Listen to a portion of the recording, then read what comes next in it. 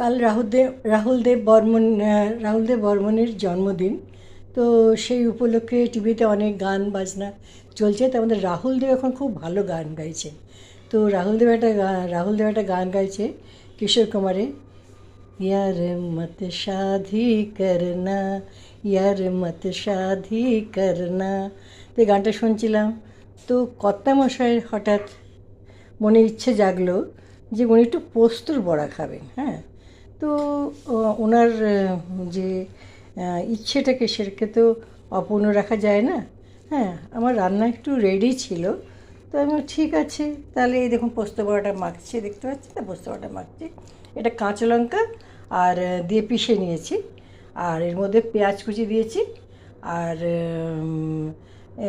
কাঁচা দিয়েছি। এবার এটা মাখার পরে এই প্যান দেখতে পাচ্ছেন, এই প্যানটা আপনারা বারবার দেখেছেন আমার বিভিন্ন ভিডিওতে। তো এই প্যানটার ভেতরে সর্ষের তেল দিলাম। আর এই পোস্ত এই বড়া করতে গেলে পেঁয়াজ কিন্তু অবশ্যই দেবেন, তবে তার টেস্টটা ভালো হবে। এবার দেখুন পোস্ত বড়াটা কিন্তু আমি ছাড়ছি, আস্তে আস্তে দেবো, একসাথে সব দেবো না। একসাথে সব দিলে না লেগে যেতে পারে। ধরুন একটা দিলাম,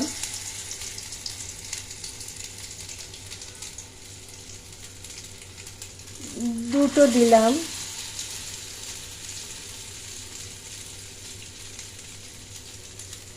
তিনটে দিলাম, চারটে দিলাম। আজ এই পর্যন্তই থাক, যদি কিছুটা বাঁচে কালকেও হয়ে যাবে। হুম, তো কারণ কি পোস্ত তো এখন সোনার সমান।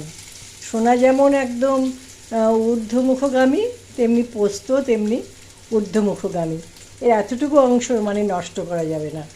সুতরাং ভালো করে মিক্সারে পিষে একদম পরিষ্কার করে পুরো পোস্তটাকে বার করে নিলাম। পোস্ত বড়া ভাজা হচ্ছে, একটু সময় তো লাগবে, কারণ কি যদি আপনি হাই ফ্লেমে দেন তাহলে সঙ্গে সঙ্গে পুড়ে যাবে। তো একটা পিঠ হতে আর একটু সময় লাগবে। সব কিছুই কিচেন সময় সাপেক্ষ।